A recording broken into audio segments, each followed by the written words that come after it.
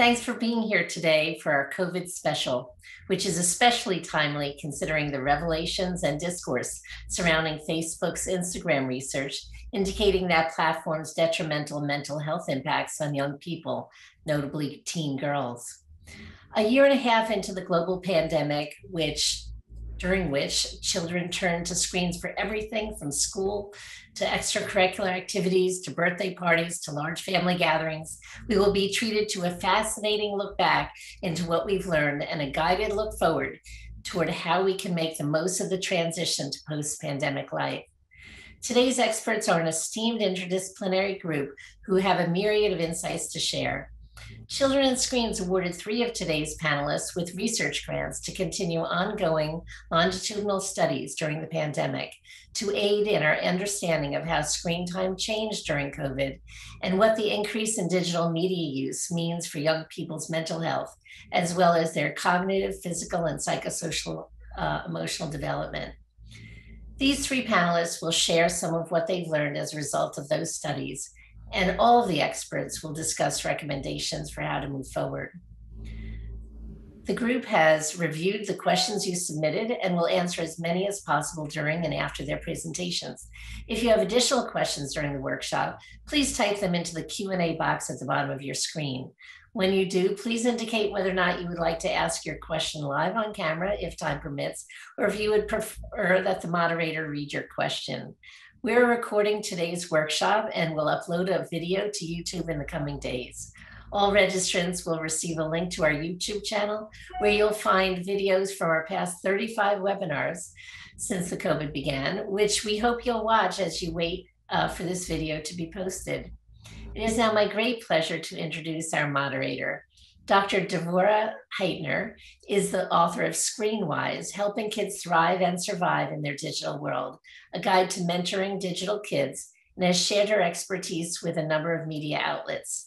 Dr. Heitner has a PhD in media technology and society from Northwestern University and has taught at DePaul University and Northwestern University.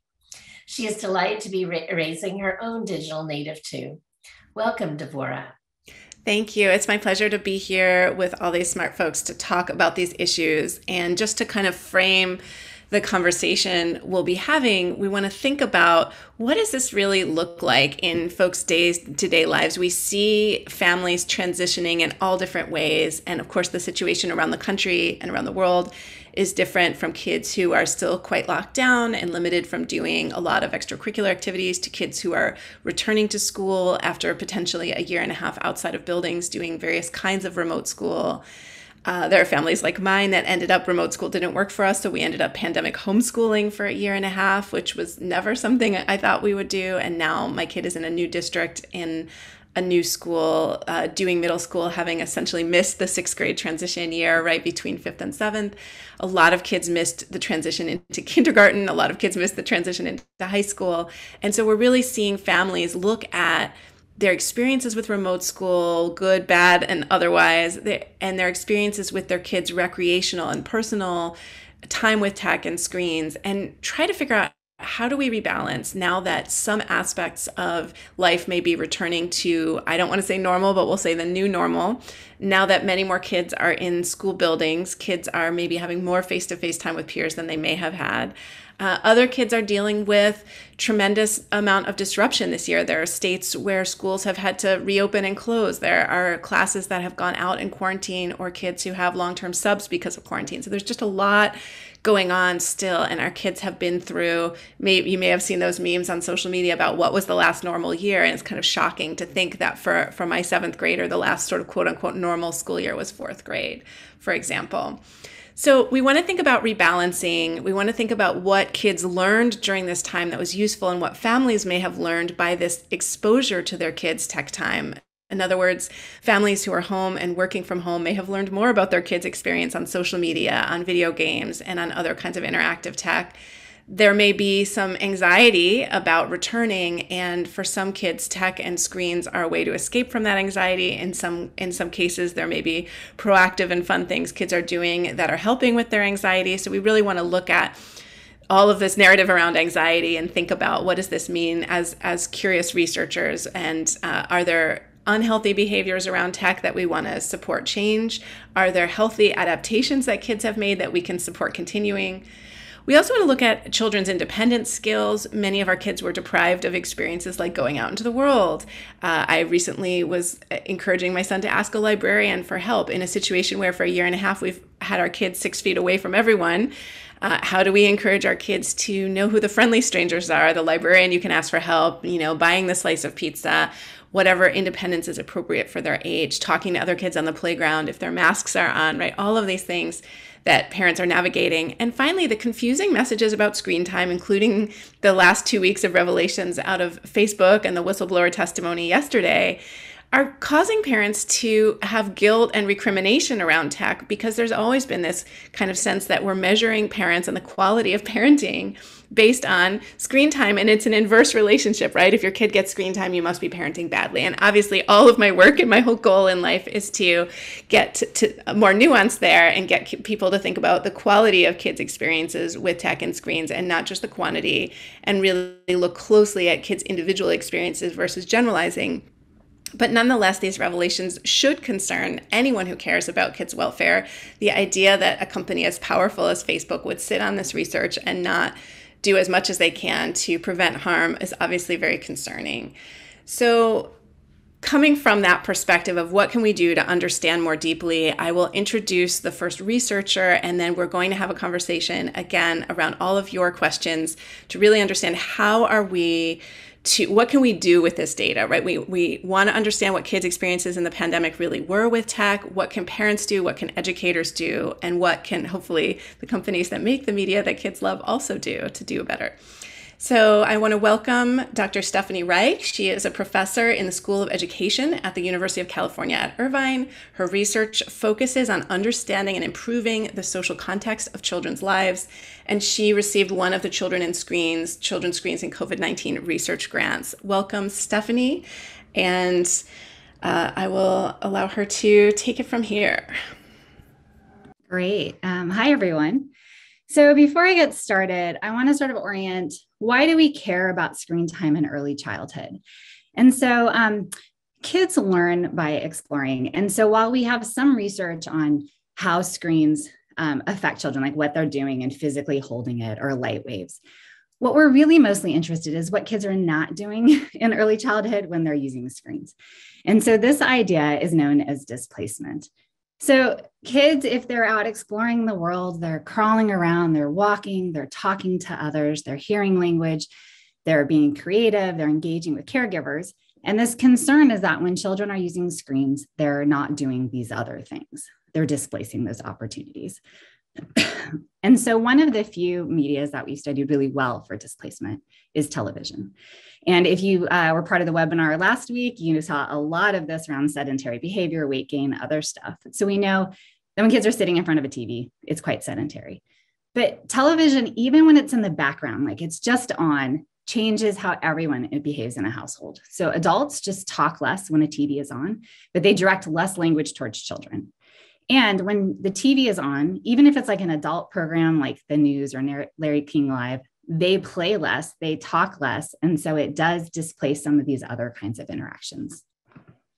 So when COVID hit, we sort of had to wonder what's going to happen now when kids are home and screen time is likely going to increase. And so at the time, my colleagues and I were in the midst of a longitudinal parenting intervention called the Baby Books 2 project.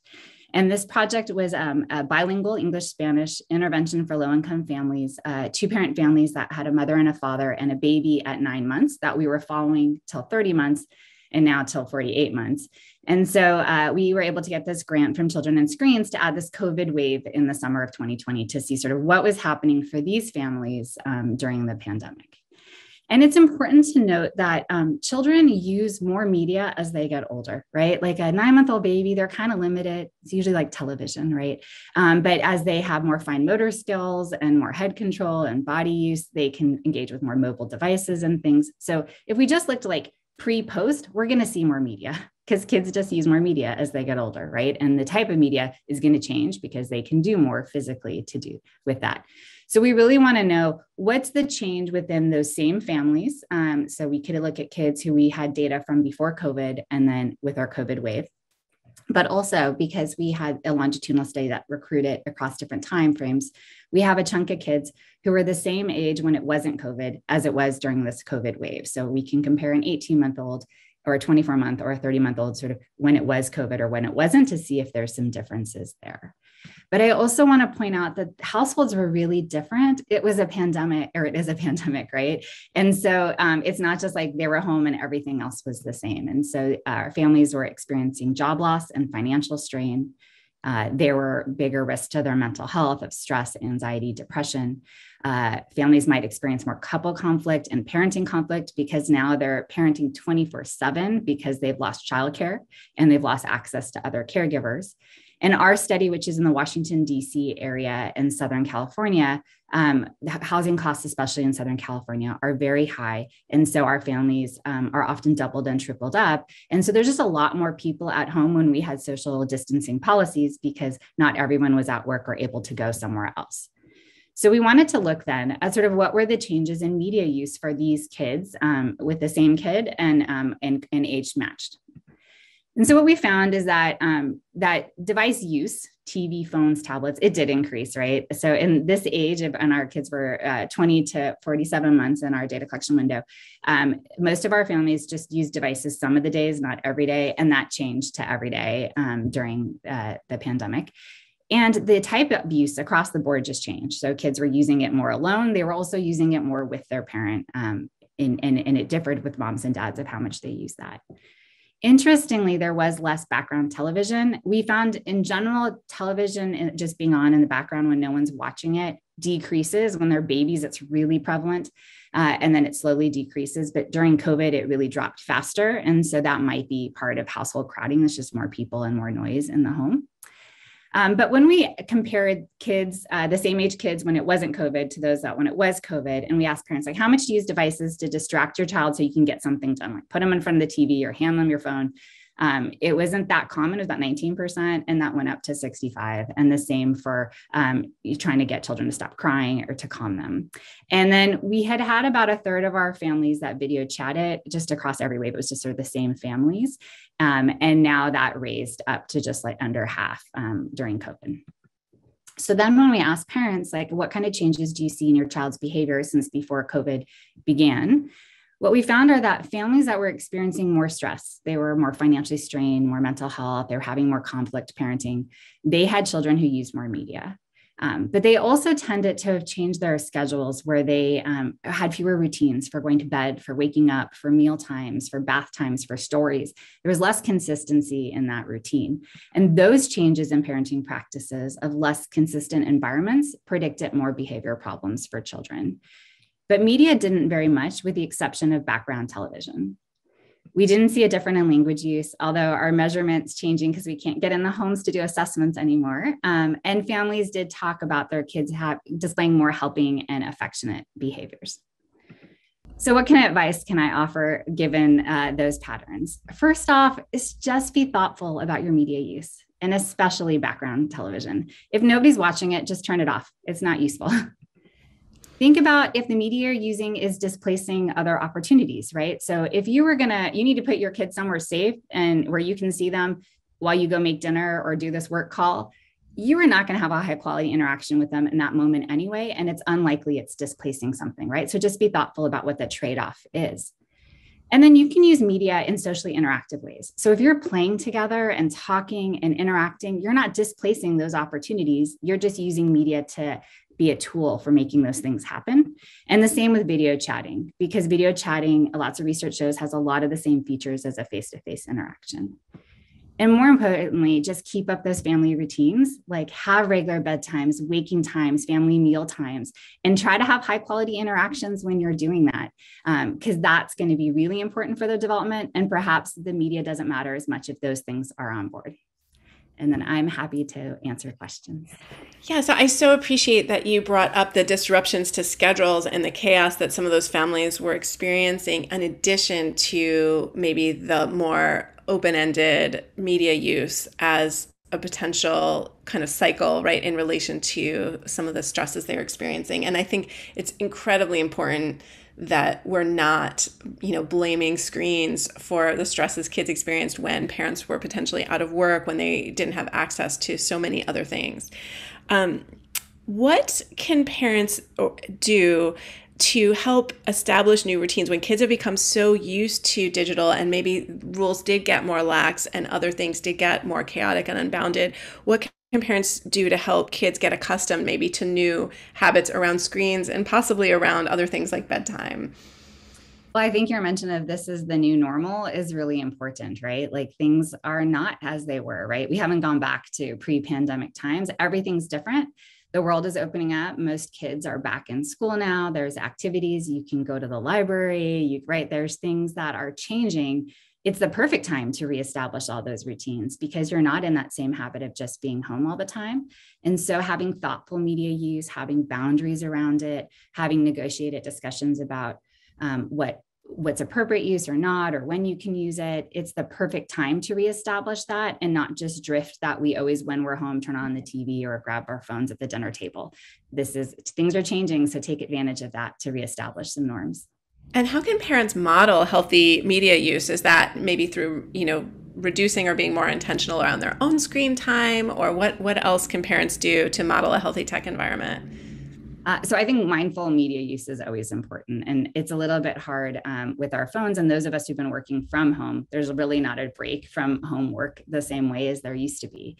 But I think having media-free zones, right? Like no devices at the table, places like that, model it. I think that as a parent, if you need to use your device for something like, quick, I need to respond to this message, I have this work call, oh, grandma just asked me this, whatever it is, if you vocalize that it's purposeful and that's what you're doing. It's not that you just opened up social media to scroll or to think through it.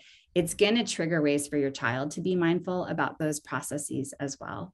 And if you have a partner in your home or another adult you can partner with about like, hey, we'll nudge each other when we're mindlessly doing things on devices so that we can model those kinds of behaviors for our children and for us to be more mindful now that we're going to a new normal and don't need to be tied to our devices as much as we were before. One thing I like to ask kids if I'm feeling brave, or parents, depending on their parenting style, may want to ask kids is, what's the least favorite tech habit that I have? And maybe, if you tell me that, I can work on it. And if you don't mind, I might share like one of your tech habits. But I also think it's really important from the research on habits that we don't try to change everything at once. Like a family that's let go of bad time and any kinds of screen limits and a million other things might want to really just focus on breakfast, right now, for example, and just really try to pick one thing where they're like, I know my kid's going to have a better school day if they get to bed by 9:30, or I know they're going to have a better school day if they have breakfast, and just really focus on that for a few weeks and then try to make another incremental change and include kids in the process of making those changes. Right. So if you see something happening like, oh, it seems like you're gaming before you do homework and then you're not getting the homework, like really have that conversation with them and focus in again on one way to make it better, but not to make kids or parents feel bad. Because when people feel bad, they feel hopeless and it's harder to make changes. So anything we can do that uses that habit research. I think we have time to ask a question about critical thinking and social media. What can parents do to support young people's critical thinking around social media and get them to be maybe a little bit more skeptical about some of those algorithms? More than anything, I think discussions are great. The more you talk about what you're seeing and doing, the more you're going to reflect and question that, right? And it's going to look different at different ages. I have a 10-year-old and a 14-year-old. And so with my 14-year-old, we actually dissect like Instagram posts or things that friends are posting and what does that mean.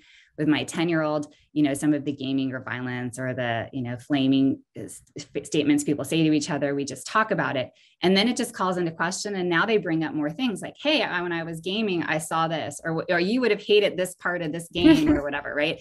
And so as long as you start having these conversations, kids want to talk to their parents. I know you sometimes don't feel that way, and having a teen, I sometimes feel that way, but they actually, when you talk with them, they know you care. And it makes the space for those conversations to happen and for them to think about what they're doing more thoughtfully. I agree with that. And I think also asking about things they've seen other people do sometimes, not just themselves, because they can feel very invaded if we go right into asking about their own social media. But say, have you ever seen a friend kind of post just for likes? Or have you ever seen someone post something where it really doesn't seem like them? can be really open the door. Yeah, and I agree. Kids do want to be heard, and they may act like they don't want to talk, but we just have to find those ways in. All right, well, thank you so much. I am going to introduce now Dr. Sheri Madigan, who is an associate professor in the Department of Psychology at the University of Calgary. She holds a Canada Research Chair in Determinants of Child Development. Dr. Madigan received one of the Children in Screens and COVID-19 research grants as well. So welcome, Sheri. Yeah, thanks so much for having me. So I have the pleasure of giving a really brief presentation on some of the research that we've been doing, and that was supported by Children's and Screens. And I want to just talk, because I'm going to talk a little bit about mental health, and then I'm going to go into screen time. When I'm talking about mental health, what do I mean? So one of the big things I study as a researcher and as a clinician is children's mental health difficulties. And this is how they've been feeling essentially around depression and anxiety. So have they been feeling sad, hopeless, really having a hard time motivating themselves? Or during a pandemic, there's a lot of anxiety because there's this virus around. Have they had excessive worry, some hyperarousal around that in their body, feeling on edge all the time, looking around, nervous, apprehensive? So that's sort of what we're thinking about when we're talking about depression and anxiety. And one of the things that we've studied during the pandemic is how prevalent has that been? So what we did is we actually pulled data from all around the world, and there's about 80,000 children in this study. You can see the flags here just indicating where the studies came from around the world, to see how hard has this been for youth in terms of their mental health. And what we've found is that about 1 in 4 youth are telling us during the pandemic they've experienced pretty elevated rates of depression, and 1 in 5 are experiencing anxiety. So when we contrast that to what's been going on before the pandemic, it was about 1 in 10 children were experiencing depression or anxiety that was significant enough that it was interfering with their daily functioning. So we know that kids have really struggled during the pandemic, and we can say that we're seeing a doubling of rates of depression and anxiety. And I think, part of this webinar is thinking about looking forward. One of the big questions is, will these be sustained? Will we see that children continue to struggle even as we emerge out of these waves of the pandemic, or learn how to sort of cope with the new normal? So I think that's something that we need to look out for. We've seen that children's mental health has sort of increased and decreased with restrictions. So we know that the more we keep schools open and the more that we keep them sort of functioning and doing routines as normal, the better off they'll be. So I think that's an important takeaway message that I'll say over the course of this presentation. And just to say that we're actually seeing this in research being reflected in emergency department visits. So we're seeing that mental health is up, and that there's sort of now an influx in kids going to the emergency department because they're really struggling with their mental health. So I think that this is something we really need to pay attention to. One of the things that we wanted to learn about more with the support of Children and Screens is what were some of the factors that were predicting children having an increase in their mental health during the pandemic. So we know that their lives have been enormously disrupted. So one of the things we wanted to see was, how do their shifts in routines and how they were feeling before the pandemic play into that? So we were really looking at some of the predictors of mental distress in youth during COVID-19. And so one of the studies that we really want to emphasize is that we looked at how they were doing before the pandemic. So that's really important in mental health research, is saying, not just how they're doing now, but how over and above how they were doing before the pandemic. So their pre-COVID mental health. What were some other factors that were going on for them during the pandemic that were impacting their depression, in this case, more than just how they were feeling before the pandemic? And I think there's 3 important takeaways here. One is how connected they felt with their family really mattered. So when kids were feeling disconnected, and these were tweens in that 9 to 11 year range, they were their mental health was suffering. We also saw that children who were getting more screen time were telling us that they weren't feeling great, that they were feeling that their mental health was struggling. And we also saw that when kids were getting reduced sleep, they were also not doing well from a mental health perspective. So this really emphasizes the need for these routines that kids need to sort of keep them in a place where they're feeling that their well-being is in check because they've got some more routines. So that's going to be sort of some of my sort of take-home messages is going to be how important it is to emphasize routines for kids. So you really want to prioritize what we're saying are the 3 R's. So keep these routines, like their meals, their screen time, their sleep time, their school, really balanced. So get kids to really think and talk about moderation and how they can structure their day. So they're getting all those pieces. And we know that when there's consistency and predictability in that day for them, they have better well-being. So get back to those routines to really emphasize relationships. So we want to make ask them to make a commitment to making meaningful connections. And these can happen face-to-face if possible, with parents, with peers, but they can also happen virtually. So when they're on screens, make that connection meaningful. So meet someone else online and game together, or if they're going to use their screens, FaceTime with a cousin or a friend that they know is really supportive. So make that screen time really meaningful. And then it's really important to keep things open for kids. We know that when kids are in school, they're doing a lot better. So I think just making sure we're prioritizing keeping schools open and making that the last resort, actually, to curb spread of COVID-19 so we want to keep schools open because we know that can really help kids with their mental health, especially because about 80% of kids are getting their mental health resources at school. And so when schools are open, those mental health resources are open for them as well. If schools have to move into an online program for some reason, we need to keep those mental health resources available to them by making them online as well.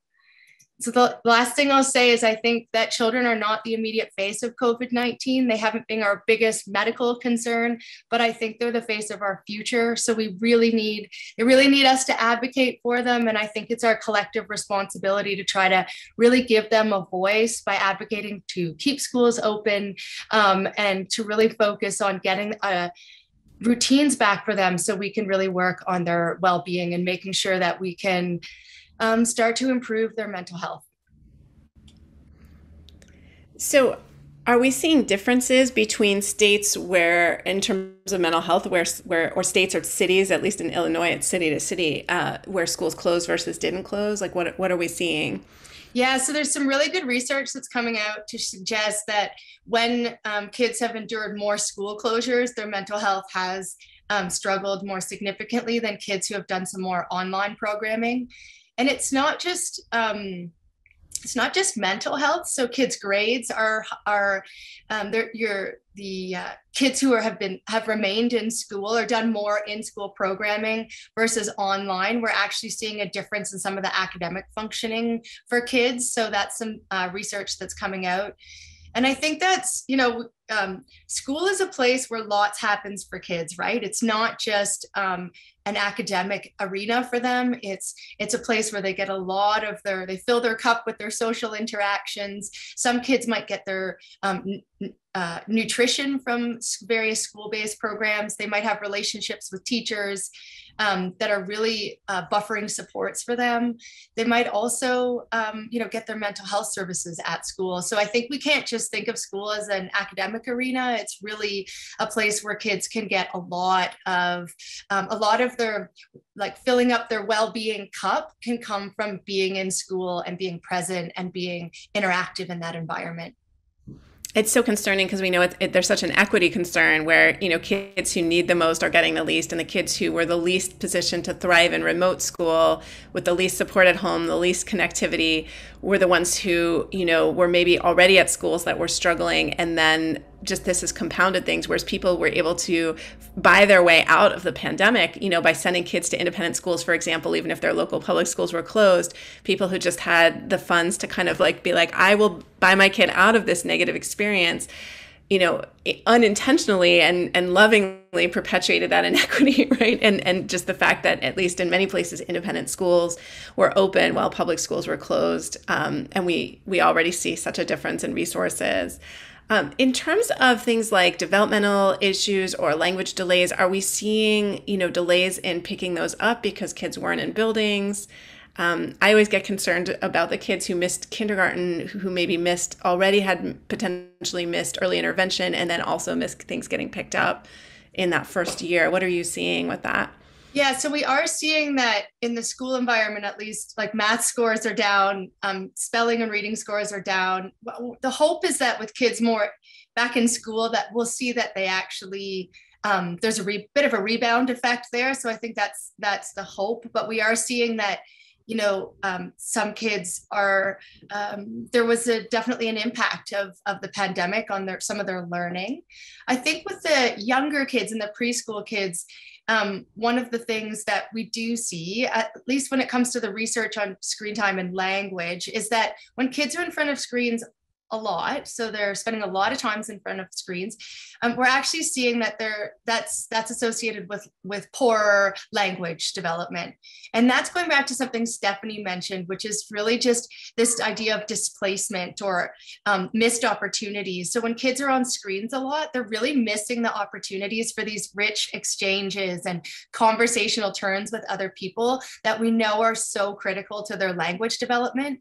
So kids need to hear language from adults in their environment to learn language. They won't actually really learn it from the TV. There is a gap between learning that they don't get they don't get the learning from the TV that they get from actually human interaction. So we know that that's the case. I think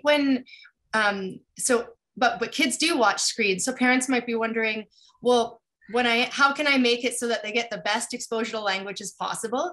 If you are the kids are gonna watch a bit of screen time, make it educational programming. So especially with those preschool kids, make something that hasn't, Sesame Street, where there's this exchange. Often they get you to say a word, repeat words. It's developed by educational programmers. So try to make it educational, and then as much as you can, sit down and watch it with them and bridge some of the learning that's going on the screen. So, Elmo's red. You can say, hey, that's Elmo and he's red. And then they get exposure to what's on the TV, but they also get exposure to your rich language and that joint attention that you're forming with them with what's on the screen. And that can be really helpful for their language development. So, as I think you'll hear from a lot of us, make the screen time meaningful, and as much as possible, make it about a connection point. Yeah, I think the challenge, though, obviously is systemic, with parents not having childcare, not having access to other things. And so the idea that you would watch screens with your kid, I think it's a great idea. And we've had this research on joint attention for, 30 years or more. But at the same time, parents are using tech time to fill their kids' day, and especially for kids who are still out of daycare. We're really talking about this sort of late stage pandemic, but it's a later state, and kids who are vaccinated versus unvaccinated are in a really different situation. Kids in schools that have reopened are in a different situation. But as several media outlets have covered just this week, a bunch of childcare centers have closed. Some of them are having rolling closures. So you may have a 3 or 4 year old home while you're trying to work. And a lot of workplaces are being, even if they were, flexible in the beginning, they're not flexible now, or people are trying to re-enter the workforce to try to keep ahead of the ends of, eviction rules changing. So there's just a lot of reasons why I think the reality is kids are going to be using both interactive tech and more like viewing tech, like TV versus games, independently. So another thing you can do is talk about it after. So if you know the formula of a show like Wild Kratts, even if you didn't see the episode, I think you can afterwards be like, oh, who was the bad guy or who was the good guy? Or tell me how they got away in this one, because you kind of know. So the good thing about kids TV especially is so formulaic that even if you miss the episode, you can probably engage with your kid later, maybe while you're doing another shared activity. And I also think it's important that parents know that play that's based on TV is not like bad. They shouldn't look down on, if they're playing out the character, if they're coming up with their own creative play, we can celebrate that and encourage that, right? That's part of their interpolation of what's happening. Yeah, I think those are really good points. And I think that it's, we have to survive during COVID. So if you need to put your children in front of screens to get through that and part of the day, it's totally understandable. And I'll reiterate something Stephanie said, which was, when you're not working, if you can prioritize off-screen time and, have opportunities for those rich interactions, get outside. We know that that's so valuable for their development and might actually offset any of that screen time that they receive. So I think it's about trying to create balance in that day. And when you have those opportunities for meaningful connection that's face-to-face, really trying to prioritize those. Thank you so much. This is incredibly helpful. All right, I'm going to introduce Dr. Susan Tapert. She is a professor and vice chair in the Department of Psychiatry and Academic Affairs at the University of California, San Diego. She's also the associate director and site PI for the Adolescent Brain Cognitive Development Study, and she received one of the Children in Screens COVID-19 research grants. So welcome, Dr. Tapert.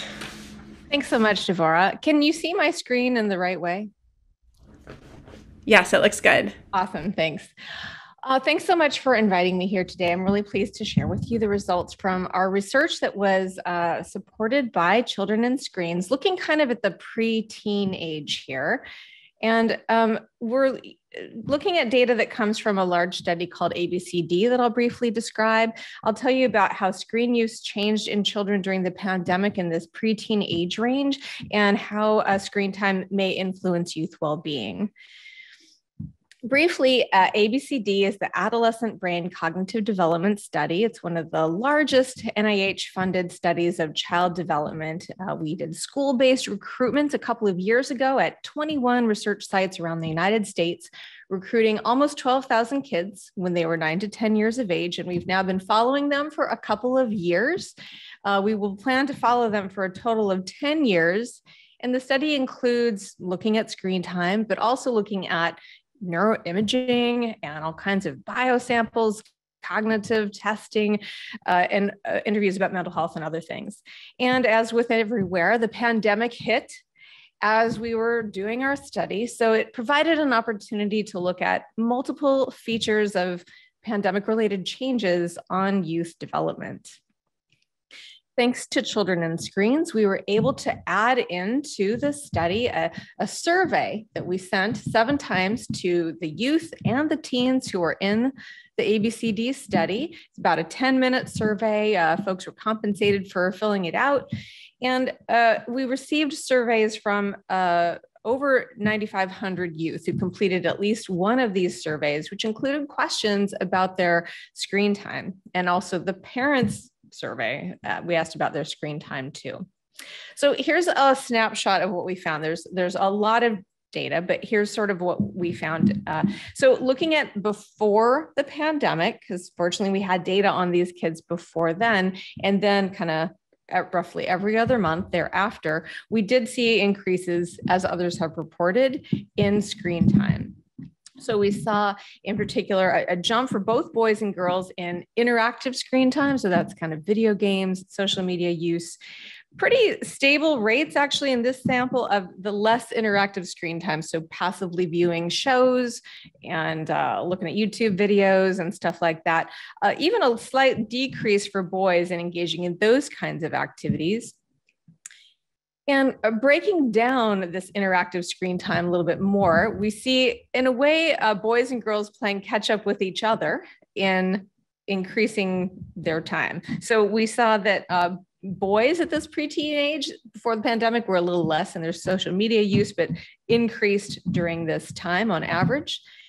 And multiplayer gaming, we saw girls kind of engaging in this more as the pandemic kind of started, and that has maintained.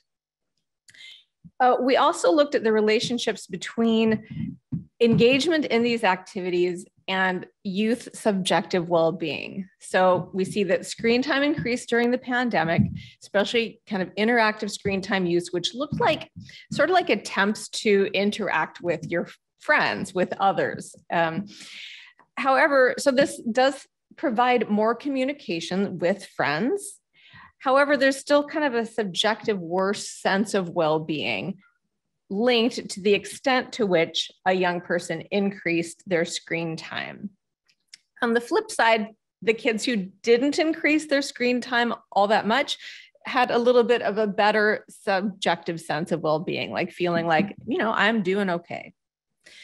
So both before and during the pandemic, both active and passive screen time use was and continues to be linked to higher feelings of loneliness. So higher rates of responding to questions that say, I feel lonely, and rating that, it's higher for kids who are using screens more. That's just consistent, and that's independent of the pandemic.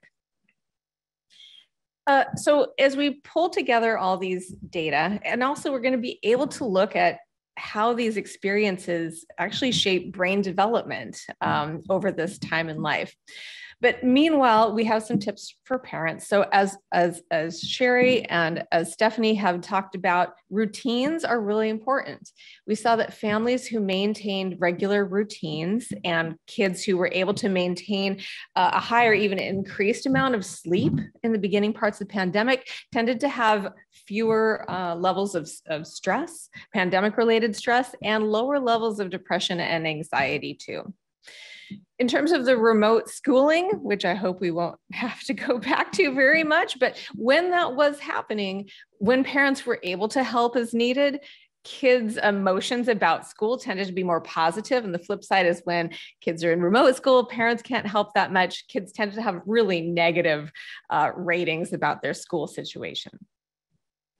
We've also looked at substance use during this time as well. The more that parents kind of know where their kids are and that the teens feel like their parents know where they are, the less substance use for kids during this kind of preteen ages, again, sort of ages 11 to 14 is what we're focusing on here. So maintaining a physical exercise, routines, interpersonal relationships, direct one-on-one contact, and keeping a good sleep level seem to help promote resilience during the stressful times of the pandemic. Just want to really thank again Children and Screens for supporting this work and for the National Institutes of Health for supporting the ABCD study. So with sleep, I know we've seen some districts, including in the state of California, where you've got now a national statewide law, right, on high schools moving the start time forward over the next couple of years. But do you think schools are responding to this data about kids and sleep? Because this is one of the maybe positives or, silver linings that we could look at as a policy directive. That's a great question, Devorah. I think there's a long body of research that has shown how adolescents have this shift in sleep. And I think there has been a lot of response to that. It takes time. It's so kind of slow for policy changes to kick in. There's a lot of different studies that we're seeing that are suggesting the importance of sleep in the pandemic in particular. I don't think there's been an opportunity for policy changes there, but I'm really glad to see the later start times. Yeah, it's exciting. And I do think that we can think about tech and interactive tech, and especially personal phones and smartphones, as being one of the things that's keeping kids up in addition to that circadian change. And I wonder, what can families do there? Like, what if your kid is up like gaming until 2 a.m. or, checking social? Great question. I think the most important thing is to keep screens out of the kid's bedroom, even into the teenage years, and establishing that as a habit as much as you can. So a lot of times kids are going to have a computer in their room because that's where maybe they're doing their homework and stuff. But if you can have, take the mouse and the keyboard out at night, it'll reduce their temptation to get up and look at stuff when they wake up in the night, like we all wake up in the night. Having the phone in a different location during the sleep time, and really, no need for a TV in the kid's bedroom if possible. It's even the school devices, and that's a place where a lot of parents feel less empowered because it's like, oh, but the school sent home this iPad, and kids are very smart about saying, oh, but I need the iPad for school. And I think that's one place where the parents can push back and say, well, let me find out the grade level expectations, because I don't actually think you do have 7 hours of homework in 4th grade on this iPad. So let me fact check that with your teacher or with the school, because schools usually do have a homework policy, and often, if homework is taking that kind of time, there may be a distraction situation going on. What about adults' anxiety? We had a question come in from one of our viewers about adults' anxiety versus kids. Do we have data comparing changes in depression and anxiety in adults versus kids during the pandemic? Yes, we do have a little bit of that. We saw quite a bit of increased stress for families, especially in the early months of the pandemic, as people were kind of figuring out what to do. A lot of stress regarding changes in school, going remote and going back and forth, or even if their own child was on a quarantine and going back and forth, those transitions are, extremely stressful. And then of course, kind of economic hardship related stressors are huge for parents. We have seen that if parents, this is sort of a no-brainer, but just to put it out there, if the parents were kind of reverting to using alcohol to cope with those stressors, that did seem to result in other downside events. So we'd want to discourage turning to the alcohol as a way to cope. And what about dopamine? So we hear so much about dopamine in terms of kids and screen time. How do we get them to turn away from these dopamine producing activities to, chores, homework, and all the sort of less exciting stuff we all have to do? It's such a great question. And I just want to say we're not measuring dopamine levels specifically in our study. So it's sort of, this is an inference, but it's obviously really rewarding to be engaged with social media and bright, flashy things. So I think setting expectations and routines is kind of the best tool we have to revert to. It's so hard. There's no easy answers. I certainly had struggled with this with my son extensively, but having kind of one-on-one conversations to point out to your child when they might notice that their screen use is interfering with some things, and to kind of talk about that so you can establish some kind of household rules and guidelines collaboratively rather than forcing it on them, especially as the kids move more into the adolescent years. Yeah, I think kids can get very excited about brain science and understanding why, certain things actually get less fun if you overdo them, or even if we're going to talk with kids about things like pornography. It is really interesting to see how responsive kids are to the brain science, actually, and thoughtful and interested in thinking about. Sleep is another area where sometimes as a parent, we may want to displace our authority to like a coach or a teacher because our kids may be less, developmentally wanting to just hear it all from us. But teenagers do want to. I once said in front of an audience of teenagers it's actually like my last speaking gig live before the pandemic, and I was with these teens in Oregon, and I said, if you had access to a free legal drug with no negative side effects and it made you smarter, better looking, and more athletic, would you want it? And they were like, yeah. And I was like, it's sleep, y'all. And they were like, oh. And they're all sitting there like holding their coffee cups like, oh, so I think it is really important to, sort of proselytize for sleep, but also let your kids coach or singing teacher or someone that they can listen to that's not you, maybe proselytize for sleep to them in a different way, and that might get them. I was gotten as a teenager with the promise of maybe being taller. I was like, oh, that sounds good. Thank you so much. This research is going to help a lot of people, and we really appreciate what you have shared.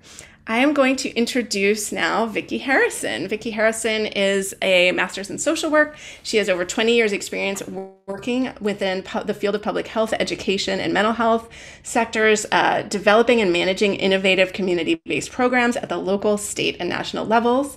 As the program director for Stanford's Psychiatry Center for Youth Mental Health and Wellbeing, she implements a broad portfolio of community-based subjects promoting well-being, early intervention, and increased access to mental health services, particularly for young people aged 12 to 25. Welcome, Vicki, and thank you so much for being here. Thank you so much, Devorah. Great, and I'm going to share a lot of the work that I do with young people in our center. I'm not a researcher, unlike the other panelists. I do more work developing programs and implementing them with young people. And the first thing I just wanted to start with was just taking stock of everything that happened during this pandemic, which I'm calling kind of a cultural moment, because there really is a lot that happened in a very short amount of time. And a lot of it was very stressful and overwhelming, and would be considered sort of traumatic for a lot of people. And so if you kind of look at all of this on one slide, you can see how overwhelming this year, 2 years almost, has been for all of us. Not only just the health crisis itself, which claimed over 700,000 lives just in America now. There was the insecurity related to food insecurity, housing, economic loss of jobs, obviously the educational impacts and milestone impacts we've talked about. the individual and collective trauma. So we all went through this experience, but we also, depending on our own circumstances, had a compounding traumatic effect if we didn't have the same sort of support or resources. There was a lot of racial violence and police brutality that was, very heavily publicized, hate crimes within the Asian community, the whole presidential election. I mean, we're all reliving this as I go down this list, and then the other things I added here was just some significant milestones in tech in general. So the Social Dilemma premiered on Netflix when all of us were trapped at home. So a lot of people watched it, and it was really a wake-up call for a lot of people. And then you had a sitting US president who was deplatformed by several major social media companies. So I think it's just worth taking a minute to think about this, because all of this happened during this period. We really received most of this information and observed this and witnessed it through screens. And it was a lot that happened in a very short amount of time. So some of the things that I look back on is, obviously, we know that we relied very heavily on tech, and we're very grateful for it. During this period, it literally kept many of us alive as we ordered our food and everything through it, and kept our work and our livelihood going. But we also were kind of forced to slow down and take stock of our priorities. One of the other benefits that we were excited to see in the mental health space was just that telehealth was a huge increased access point that was a problem before. So the barriers were released there that made that more of an access point. So more young people could access mental health care, and the conversations about mental health were normalized out of necessity. People recognize mental health is a thing. We're all experiencing it and dealing with it. But I think also the flaws and concerns with our technology system also became more mainstream.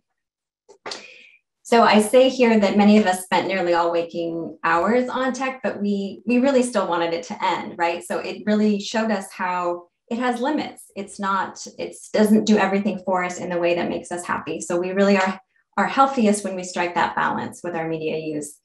And we have an opportunity now to really reinvent how we live and flip the script on how busy and overscheduled we were, and maybe our kids were before the pandemic. And you've heard all of us talking about structure and how important structure is. And I think that's something that we need to take with us. And there was this study by Rosen et al. That came out in August that showed that structure, even going outside, having more sleep, everything that we're telling you that you're hearing about from the other panelists, it really is associated with reduced psychopathology in children and adolescents. Media literacy and critical thinking are just essential skills now because we are so media saturated. And I'm going to let one of our young people make this point better than me. So I am going to switch to a video quickly. And this is from a panel that we did last week with a young high school student. And she was asked the question, how has your relationship changed with technology since the pandemic? I think that over quarantine, I've started to be more mindful of how I use technology, and also social media. For example, on Instagram and TikTok, there's a lot of posts that kind of bring me down a little bit or make me feel insecure, and they point out new insecurities. And I think just over time I've realized, oh, that's not okay. I should probably leave the app. And then there's also this other, I guess, app that's called Reddit, and there's this whole kind of forum of people who are applying to college, and it gets just really toxic, and people brag about their achievements. And I just realized, oh, that's not okay for me either. I should just work on myself. There's no reason for me to look at these other students who are doing amazing things. I just gotta keep on working on what I'm doing. So I think that it's changed positively because I now realize how to use social media and just my phone in general in a new light and a new way. And so I'm kind of thankful for that. I'm happy that I kind of realize the toxicity that's going around. So yeah. She really summed it up pretty well. And I think that that's, one positive that came out for her and hopefully for a lot of others is that they really did have to become more mindful of how they use tech, and they had an opportunity to just be on it all the time and saw that it was limited. And so I think that's a real positive. I also just want to point out that, we talk a lot about screen time, and it's something that we've tried to move away from, but it's also not the extent of a parent's role. And really our role as parents is to be involved in what a young person is doing with technology, just as you are with school or with their friends or what party they're going to this weekend. It's really something that you need to stay involved in, and it's part of their overall diet and your role as a parent, and that there are ways that you can stay involved and still give them their own sense of privacy. And obviously that is going to change as they mature, the level of your involvement, but they really do need your help making sense of what they're encountering on and offline. And I just wanted to point out that there really was an increase in race and gender-based hate and harassment online, especially during the pandemic period. This report from Vicki Harrison and Common Sense Media showed that quite an astonishing number of young people are encountering body shaming, racist, sexist, and homophobic comments on social media when they are engaging. And those are not small numbers. And so it's really something that is part of the experience. And so again, being aware of what your young person is being exposed to, helping them process it is pretty important. And just recognizing that they are having access to this information regardless of their age. It's pretty pervasive. Yeah, so one question is how can we recognize those special risks, and what kinds of conversations and topics can we use to support students and young people through this transition? Like, I think the old school kind of media literacy class or digital citizenship education doesn't quite like rise to the moment of what happens when your fourth grader is called a racial slur on Roblox. Yeah, so I mean, what parents can talk to their kids about is, I think, just being involved in what they've been experiencing, because some young people might not share that because they're embarrassed. Maybe they weren't supposed to be on social media when it happened. And so maintaining that open dialogue is hard, but it's going to be what's best for the young person because they don't have anyone to process it with, potentially other than their parents. And it sounds like there was something you were trying to say before I asked that question. So do you want to go back to your research presentation? Yes, thank you. Yeah, I was just going to show this looking forward slide, which is just some takeaways of how we can support young people through the cultural moment. And we are on the tail end, hopefully, of this pandemic, but I think one thing that we still want to do is to allow space for the grief and the frustration that young people have been feeling. I think a lot of us wanted to jump in to fix it and make it better, but they really do need time to just, express that this is hard. This is not what they wanted for their adolescence, and they need to have that time. Also remembering how it felt to be so isolated, and that we like face-to-face contact. And so we want that balance between real life and technology. And a lot of young people were very resourceful and found ways to express themselves, create meaning in their lives, connect in new ways. So we want to hold on to that. Also, the mindfulness and reflection and self-care that we all came up with, I hope we'll bring those with us. And obviously, we want to improve the technology space, and this is a chance to maybe demand some more accountability. I just wanted to quickly reference a resource for those that want to hear directly from some of the young people. This Good for Media project that we have is a peer mentoring campaign where young people are posting their strategies for how they use social media in ways that protect their mental health. And there is a parent guide that they developed completely by themselves. So if you find it on the Good for Media website, it's just something that might be a resource that's in their own words and how parents can engage with their young people that's not in such a punitive or accusatory tone. So they have like a instead of this, say this section that might be really helpful. Thank you. So I have other questions about just how we, again, can programmatically address this. Like when I think about the classic computer lab class or the digital citizenship class, and partly the problem is we're always like 10 years behind. Like these classes are designed for computer labs and kids have been carrying around their own devices for 10 years. And certainly if they didn't have a device, they were sent one with remote school by their school in many, many districts around the country. So how do we respond to kids experiencing these negative experiences, like again the racial slur or the homophobic slur or the gender-based slur on Roblox in fourth grade or on Instagram in eighth grade? Like, how can we equip them to deal with it in the moment, and how can we also make sure that it's not our student who are enacting these harms as well? Because I think we both want to address the kids who experience these negative experiences and the kids who are doing some of this stuff. Yeah, I mean, it's not an easy question. I think that first of all, you want to decide with your young person and ask them, like, are you getting more benefit than negativity on this site or with this video game, right? So you need to make sure that there is a benefit to them to be on it, because otherwise it might just be a toxic space. Because that's what you hear from some of the older teens, is they've really recognized where they aren't feeling good and they've stopped using those or going to those spaces. So that is the first option, is you can just remove yourself, which might be best in some of these spaces. But then if it is something that you've just had a one-time encounter, I think it's a learning opportunity, just as it would be if it was happening on a playground, right? Where you're talking about how to advocate for yourself, or, how to report it, if there's a reporting mechanism. So I think it's just going through that process with the young person, depending on the circumstance. Yeah, I think the playground analogy is such a good one. And then there's also some ways that because I've made that analogy before too, but then there are other ways where it doesn't hold up, because if an adult was talking to your kid at the playground, you would know it was an adult because you would visually see, like, oh, why is that adult talking to my little kid? But an adult could be talking to your kid, in Minecraft or Fortnite or whatever, and you don't know who they are. So it is really tricky. Or like even older kids versus younger kids. I mean, so many parents have shared with me kids having these problematic and tricky encounters on the bus, for example, where it's like, oh, somebody thought it would be fun to show your first grader some porn, and they did, because they're multiple ages of kids. And so how do you navigate that?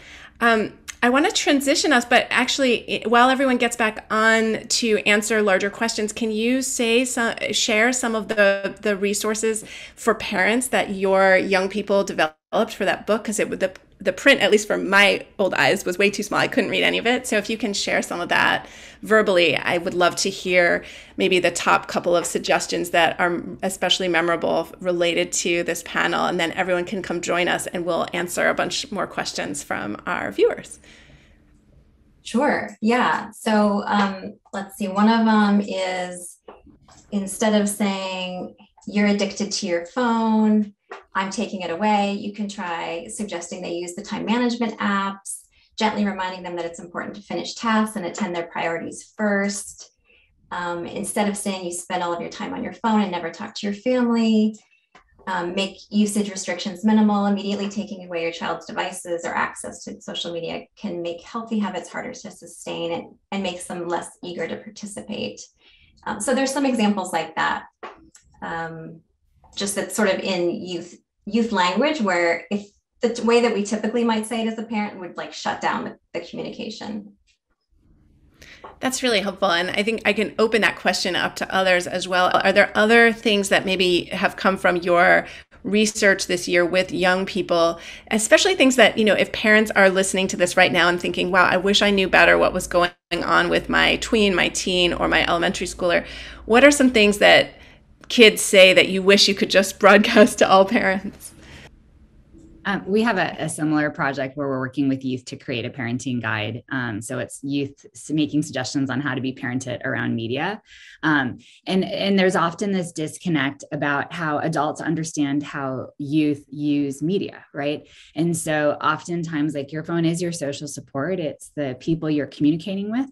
And when you're having a hard time, they take it away. They've just taken away your social support often. And it's not this black and white kind of issue.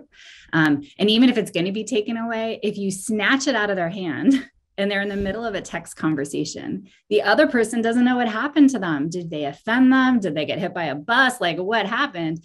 It's stressful for another person often too, right? So there's all these ways in which parents should just be more mindful about how they're engaging, of like, okay, I'm going to need to take your phone away, finish that text or finish whatever, and we're taking it away. Or I'm worried about your use. Why do you need to connect, and having that discussion versus these very black and white and extreme responses. And so youth talk a lot about they just don't understand it. And so they're just too harsh. That's a common one we get. I can also sort of bring up something that happened at home too, where I learned a lot from it. But my son was saying, had downloaded a new app that, of course, what we do is we go and we read about the app and we learn together about what the functionings of the app are, what the age range recommendations are for it. And then we decide to download it together. And he came back to me the other day after he played on it and said, can I log on to that app? Because I want to get my gift.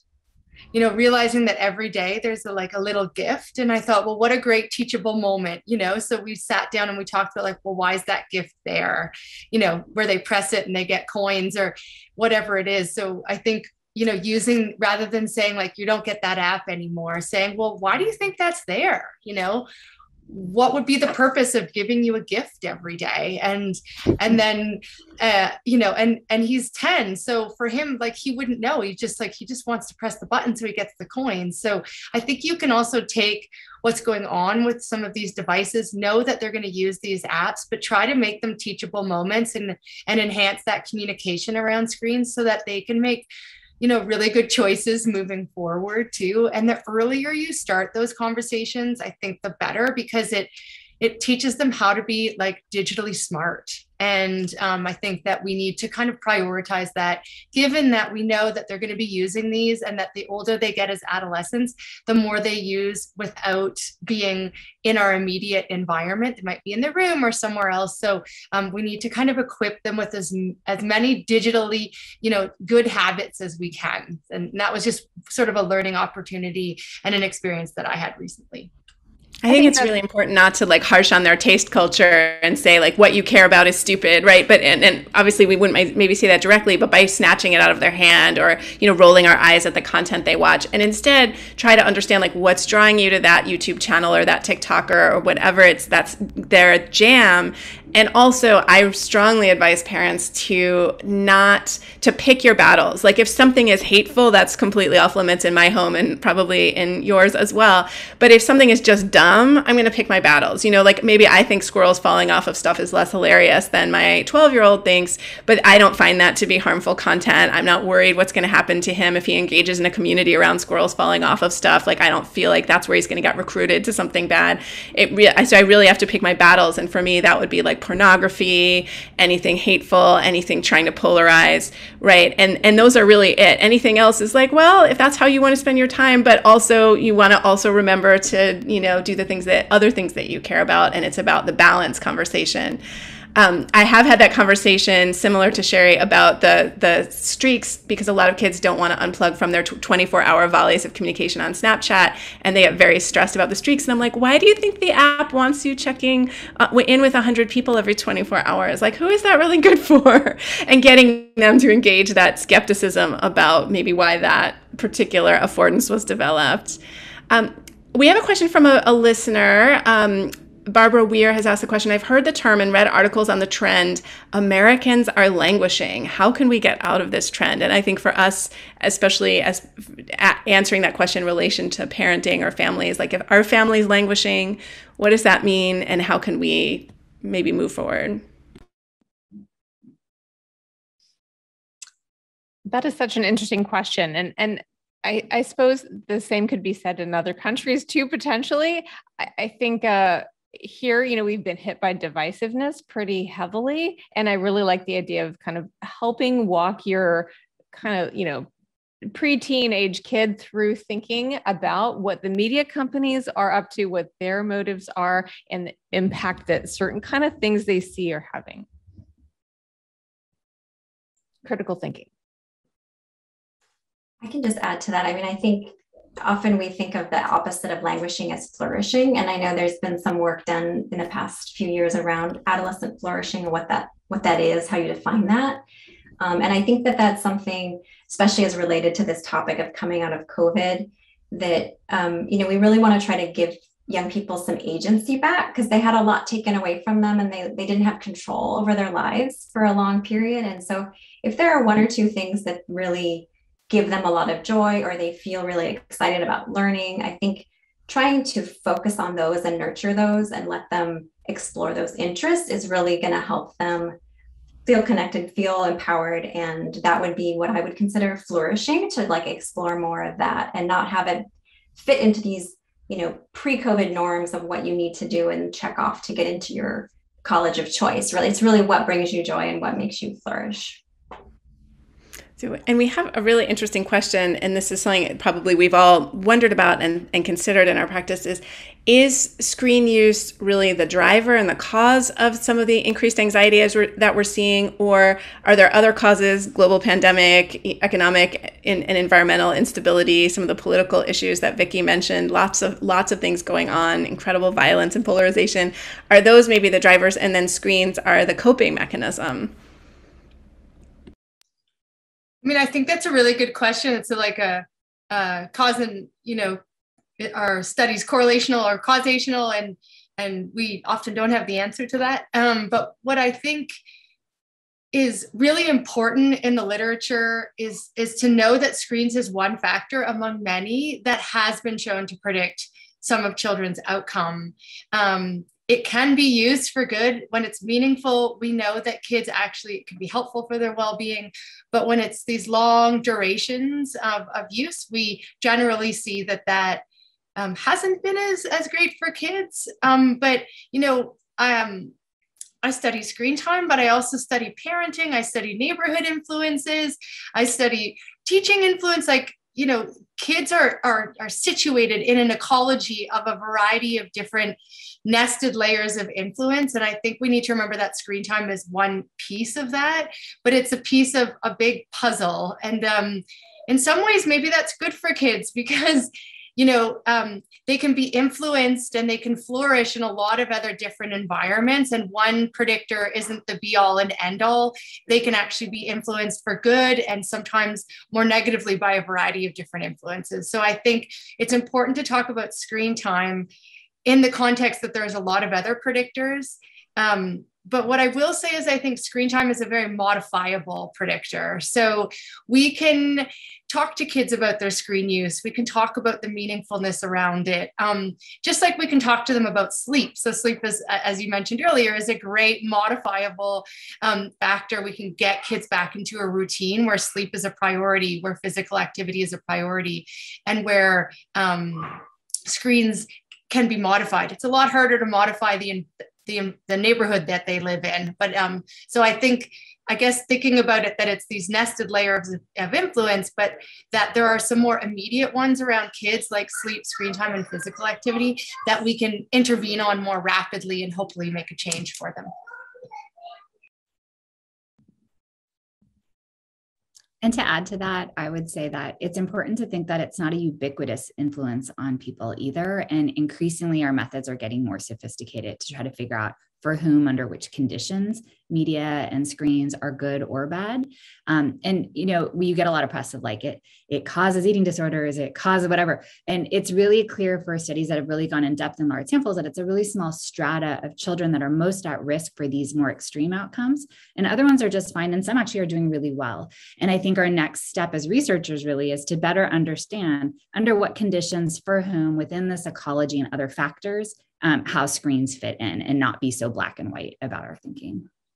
Absolutely. I think the question of screen time is is this a kid who's reading to their cousins on Zoom? Are they interacting with their strong interests, like their anime Discord, and they're really jamming out some fan fiction, on Tumblr? Are they creating versus consuming? I think there's so many questions about, are they strengthening relationships that are also IRL relationships? Are they learning something in a strong interest area? Are they having negative experiences with social comparison? Are they being influenced negatively around eating or body image, around racism, around other kinds of negative messages? And so it really depends, what screen time. Is it predominantly consuming, or is it more interactive, or is it creative?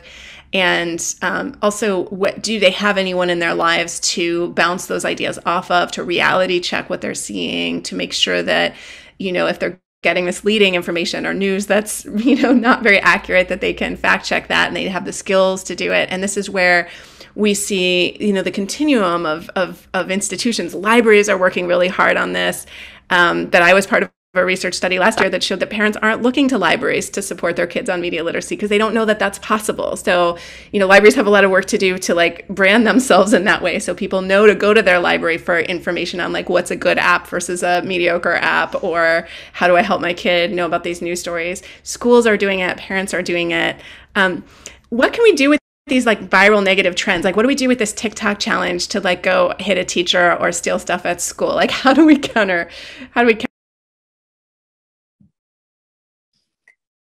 would go to the kind of questioning kids about it and having those one-on-one conversations when to the extent that you can be up on what's happening in the social media stuff your kids are looking at, so you can have a discussion about it and kind of bring it outside of that box.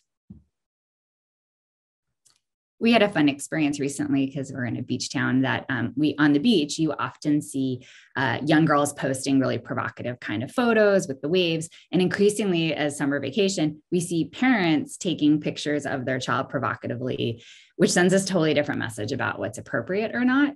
And so we were at the beach with my 14-year-old, we started talking about it. And then I said, well, let's do the same thing. And she posed her dad in all the same poses. So we like replicate it. And then we did side-by-side screen captures of an influencer pose and her dad's pose, which was pretty awesome. But it generated this really deep conversation. And then when she shared it with her friends and they talked about it, and it was sort of unpacking these norms. And I think we need to think out of the box about how we help children develop these critical thinking skills about what's around them and what's being passed on.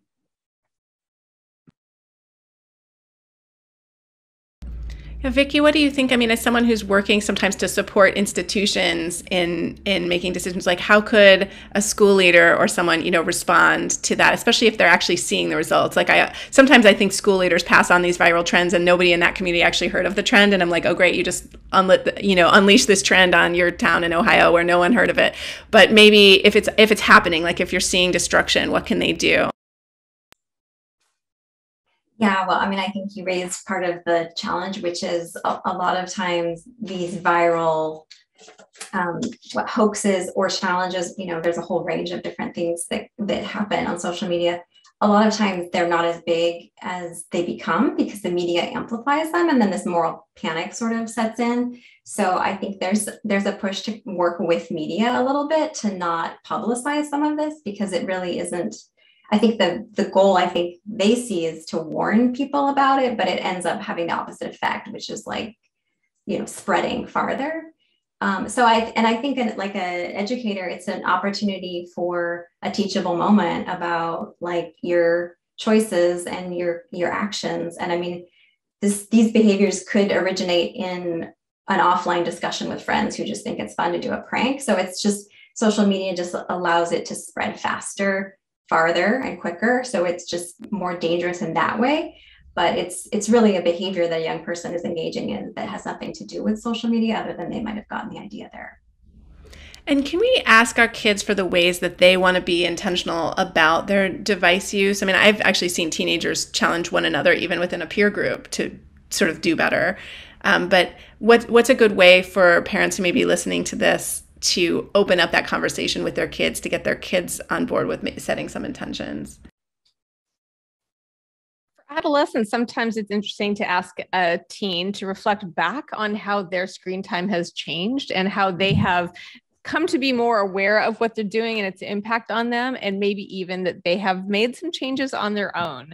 I've certainly done this with my son quite a few times, and it's been very beneficial for him to think through, wow, I'm not a sucker for these kind of like buying stuff within the app and things like that anymore. I think go ahead, Stephanie. Yeah.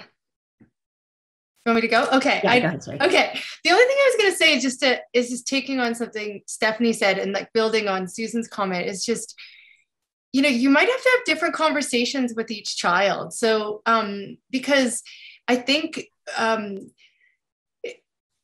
every kid presents a little bit differently in terms of how they use screens. So I have one child who can pop off, no problem. I'll say screen time's got to go off, closes it.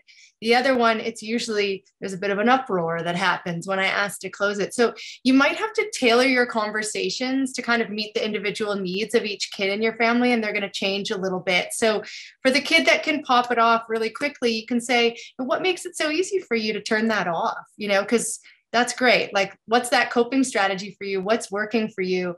Whereas the other child, you might actually have to make some different strategies where you have a timer and you say, when the timer goes off, I really want you to learn to close that. And you're going to have to be more mindful about your approaches in communicating and trying to get them to monitor screen use, because it's really hard for them to close it up when it's time. So just a note that we have to, like, when we're thinking about for whom and under which conditions, that's sort of how we would tailor some of our messaging for kids, because every kid gives us a little bit of something different in the house. So try some strategies with one kid that might be in your home. It might not work for all your children. You might have to actually be flexible in your approach. And I would add to that, as someone who studies, from diapers through college media, that parents, you hear this all the time, parents are your first and most important teacher. That is true for media. And I think as adults, we often don't think what we're modeling and what the messages we're conveying all the time. And it can start at very young ages, but it's never too late.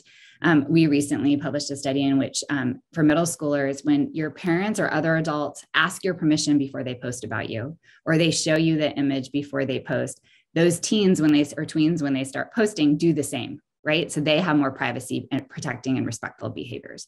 And so the more you do these things that are mindful, purposeful, with discussion, that model the kind of behaviors you want your children to have, they're going to do that more too. And so it's not all about like changing them. We should really think about what we're doing too. That modeling is so important. I've been suggesting that to parents for years, and I've had parents who didn't even realize how stressed their children were about the paparazzi adults they were living with until they stopped doing it or started asking permission, and their kids were visibly relieved. So they didn't even know it was a problem until they stopped, which is, I think, really powerful. We need to transition to kind of some final thoughts. And I'm wondering about this opportunity that we all have with this conversation that's going on with the whistleblower and mental health, and kids. So anything that you would like to share as a final thought, whether it's how to kind of capitalize in some ways on this moment in time where there's this incredible conversation going on around kids and mental health and social media, or any final thoughts from your research and the ways parents can put some of the things that you've learned from your research into practice, that would be really helpful.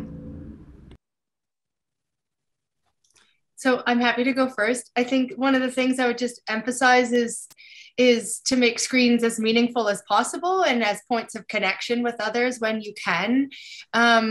And to really prioritize connection. So even though there's a lot of stress around us, to try to kind of separate ourselves from that a little bit and make sure we're getting one-on-one with kids and prioritizing offline activities as much as possible.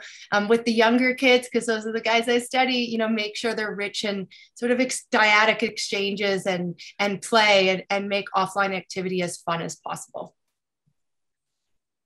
I would say talking to your teen about what they're looking at, what they're seeing, being as involved as you can be in the content of what they're interacting with in their screen time. I have to agree, being involved, being mindful about what you're doing as a model, and then also having open communication, and what that looks like is going to change with different ages. When they're really little, you should look at the screen and what they're doing. You should check in. They should do it in the same room as you as much as possible, right? Those kinds of things. And as they get older, they have to develop more autonomy, and you want them to be very functional in a digital world when they leave home. So you don't want to read every text and hover over their shoulders, but you can have meaningful conversations about what they're doing. You can see if you're allowed to follow them on social media or talk about things in more open ways. And so it's going to tailor as you get older, but don't give up. As a parent, your role involves all contexts, including the digital ones. And I would just add to that, as we've seen from this week in the testimony, there's a long way to go to really make these spaces fully supportive for our young people. So they do need the support of their parents to help them use them in positive ways. But that said, also, they have a lot of wisdom themselves. And I think that there's some really key questions that we've talked about, but also, what would you want to tell these politicians about how to improve this platform? What would you tell your younger sister before they get their first device? Because you might be surprised at how insightful they are. And it'll also help them do some critical thinking about it. I think that's a wonderful transition to bringing our fearless leader, Pam, back to convene us and close out this webinar. And I really appreciate everyone's insights, and definitely, kids do have tremendous wisdom on this front. Even young children, but certainly adolescents have real insights to share. And so those conversations are very important. Well, thank you, Devorah, Stephanie, Sheri, Susan, and Vicki, for being with us today and for sharing all of your valuable lessons that you've learned and your wonderful insights about the future. And thanks to all of you, our Zoom participants, for joining us as well. When you leave the webinar, you'll be asked to complete a short survey. Please take a moment to let us know what you thought of the webinar and your ideas for future webinars. To continue learning about this topic, be sure to visit our website at www.childrenandscreens.com and read our tips for parents and other resources.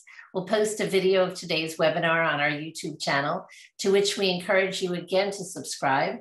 And we hope you will share our resources with your fellow parents, teachers, clinicians, researchers, as well as your friends.